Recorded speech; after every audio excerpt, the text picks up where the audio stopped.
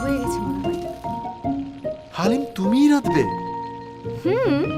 বাইরে থেকে আনলে হতো না? কেন? না মানে কইতেছিলাম দোকানের মতো কি হইব? তার চেয়ে ভালো হবে, সাথে স্বাস্থ্যকর।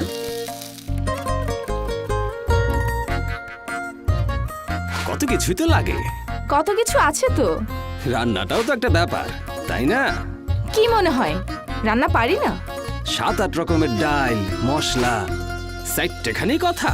4টিখানি না, একটা মাত্র কথা। তীর হালিম মিক্স, কোনো ঝামেলা নেই, সময়ও কম লাগে। কিন্তু খেতে